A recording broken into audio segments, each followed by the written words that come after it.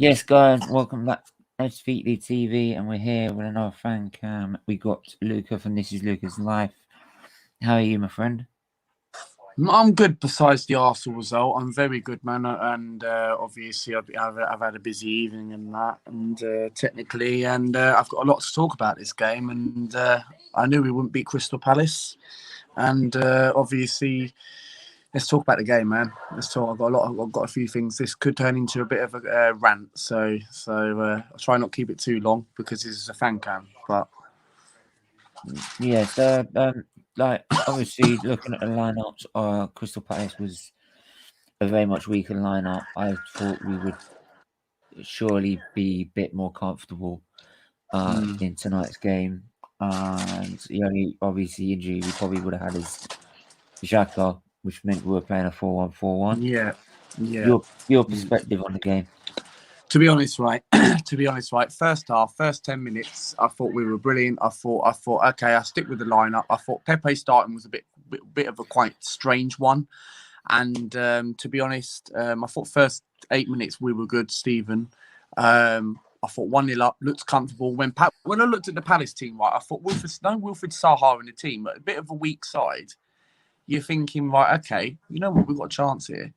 And then second half, what was he freaking doing? Literally, like Partey giving the ball away, messing about in front of 2 or 3 Palace players.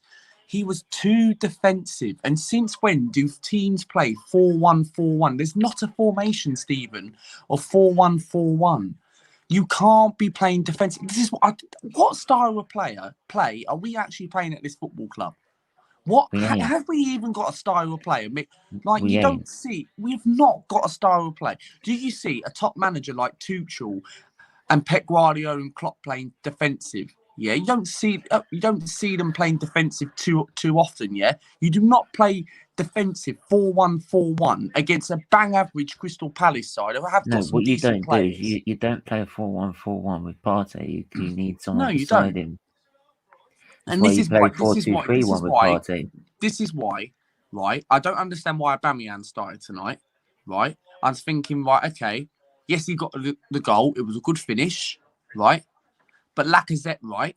People can criticise and say Lacazette's shit and all that stuff, but he's actually doing well. He changed the game against Brighton before the international break. He changed the game and rescued a point. So technically, Lacazette should be honest, that was really deflection. It just ended up falling. Well, yeah, it was. But technically, Lacazette, right?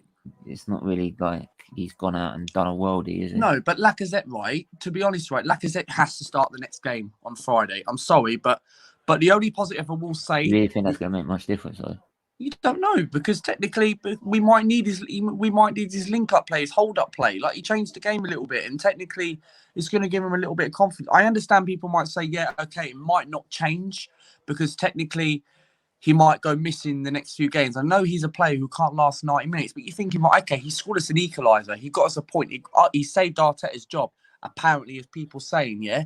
But technically, well, I don't believe it. But it's not good enough. What style of play is he playing? You can't be going too defensive against Crystal Palace, okay? Yet again, we have not beaten Crystal Palace at the Emirates for 3 freaking years. Yet again, that's another flipping 2 points dropped. And I'm not confident going into Friday. I'm really not optimistic. I'm scared playing against Aston Villa. They have got some decent players. We're going to get torn. You're looking at another 2-3-0 Aston Villa.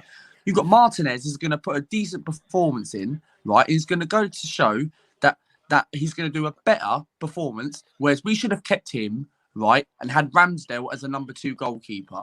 So technically, right... Well, not Leno. No, Leno can go. Leno can go now. Technically, I've changed. I've got into Leno now. At first, remember what I said? And I said, right, Leno should be number 1 over Ramsdale. And I've seen Ramsdale's performances. I think if Leno's not going to get into the team... I've come out in the meeting and said I think Ramsdale was good tonight. I don't think it was his fault on the 2 goals. I thought Tommy Yasu had a good game. Looked a bit fatigued. Towards the end. Today. Ben White. I've got to get into Ben White. £50 million what? £50 million clumsy mistaken. After what he did at the end of the game. See what he did against Vieira? He never shaked Vieira's hand. That goes to show that this guy, what he done in his interview, right, does not have a clue of football, right? Okay, he needs to go back and play for his previous clubs like Peterborough, Newport County, yeah? Ben White is not good enough for this football club, okay?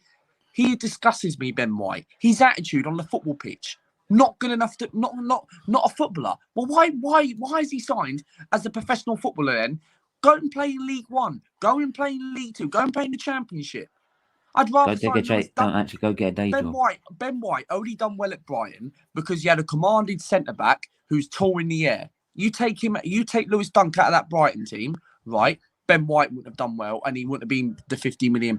Yeah, I'm sorry, but I'm very disappointed tonight. And Ben White's attitude, I'll drop him. I drop him next game. I'm sorry, not good enough. He won't drop him next game. Of course he won't. He's £15 million priceless. He's 15 million. You ain't going to drop a £15 million defender. And we end up getting... And look at Saliba. Yet again, right, Payet comes out in the meeting and says the other day that Saliba's actually says that he doesn't want to go back to Arsenal. Because it goes to show that Arteta does not have no faith in these players like Saliba. The positive I will say is tonight that Martinelli, he gave him a bit of a good run. That is a good thing. But it's not good enough at the end of it. Martinelli is another player he should be starting. And it's getting beyond a joke with Arteta, and he's got to fix this up. Like, you can't be dropping points against Palace. No. We need to bounce back. We need to bounce back against Villa. No, he needs to get his freaking big bag, big suitcase and fuck off back to Spain. Yeah, Arteta's not good enough. I'm sorry, but this guy is not good enough. He needs to get out the door. He doesn't need to fix this up. Odegaard, not good enough for this football club. Don't even get me into Martin Odegaard. He was poor tonight. Not good enough. Pepe. Pepe for me. I don't know what's going on with Pepe. Okay, I thought Pepe was okay, Pepe started. Pepe was good. Pepe was all right. He was all right, but he went brilliant. He was all right. He set it up. He created the equaliser for Lacazette. He created Aubameyang's goal.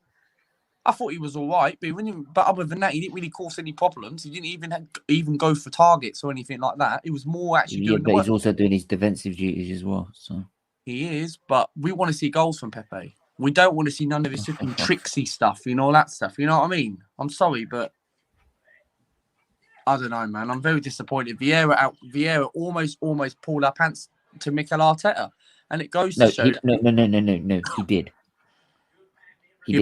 He almost got 3 points when Lacazette came and got some points. No. He did. Arteta had his pants pulled down by Vieira. Simple as that. Vieira is better as a player and a manager. In the second half, No, he is better. Vieira is better as a manager. Simple. Of course he is, because Vieira is. You see the style. You look at Palace's team, right? When if Zaha was in that team tonight, we would have been destroyed tonight. Edouard, the way he scored that goal, right? I gave Edouard criticism saying, "No, I don't want him at Arsenal. But he bossed us tonight. And he proved me wrong. Palace have got.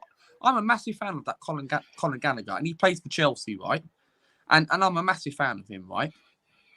Even that guy who played for Reading, I forgot his name, right? For Reading, he is. What's his name for Palace? Do you believe like some of these fans that are coming out saying it's McCarthy's a red card? Duke Water. Yeah, but technically, you think it was a red card? Do you believe it was a red card? It's hard to say on that one. What do you think? It's nowhere near a red card. I don't think it wasn't. It was nowhere near. It was nowhere near a red card. I don't think it wasn't. It was a yellow card. It was a yellow card. When you go back and look at the challenge very well, it was nowhere near a red card. I don't know why our fan base is saying it was a red card on Twitter. If he's put his studs into his boot and stamped on him, then it's then it's probably a red card. But he didn't put his stamps into it. It wasn't a red card. He just took a swipe at his leg. To be honest, this is the problem with our fan base, and people think they're like mediocre, thinking that they're happy with a point against Palace. Whereas if we were the one tonight, all 65, not 50. I walked out, all 57, all 57,000 of them sitting there fucking celebrating like they've won the league. Like, you bunch of fucking mugs. It's embarrassing. You lot of bunch of mugs. And AFTV, right, are complaining that Julian, right, he is deluded. He's saying, because of the weather. Seriously, come on, man. It's nothing to do with the weather, man. It's Brighton scenes all over again. This is at the Emirates. No, you can't use that Brighton. excuse. He's used that excuse. Got to find a new one. Of course they will, and I agree. It's a red card. That'll be the excuse. That'll be the excuse. No, should have had a red card. Definitely. But if it wasn't a red card, it wasn't a red card. You know what Ty's going to say tonight? The referee was shocking. Oh, it was a red card. It wasn't a red card. You go if he would have stamped him right towards, then yeah, fair enough. You could say it's a red. It was not a red card. You go back and have a look at the game. I've seen the highlights. You go back and have a look at the game. It was not a red card. Mm-hmm. But what do we do from here, Stephen? Literally, but getting back to the game, what do we do from here? Like, I thought Ramsdale was brilliant tonight. Pulled a massive, great save against Conor Gallagher. We go down. Yeah, I know what you mean. I'm not mentioning. But what do we do from here? Literally, are you confident going into Villa? I ain't confident. You see what I'm doing here? I'm putting my seatbelt on and I'm buckling up for the ride. That's what I'm doing. Exactly. I'm ready to get slapped 3-0 by flipping Dean Smith. Ollie Watkins scenes, McGinn. Bundia, you all like.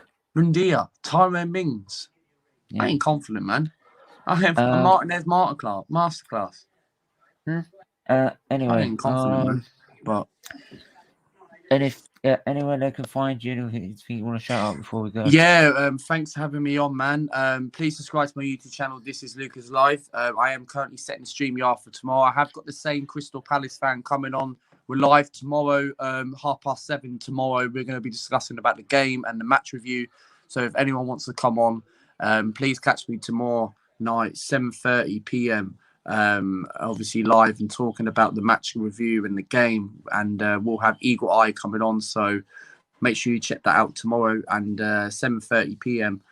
Turn the notifications on, and we're on the road to 1,300, man. So yeah, thanks for a lovely fan cam, and Arteta out. Yeah, Arteta out.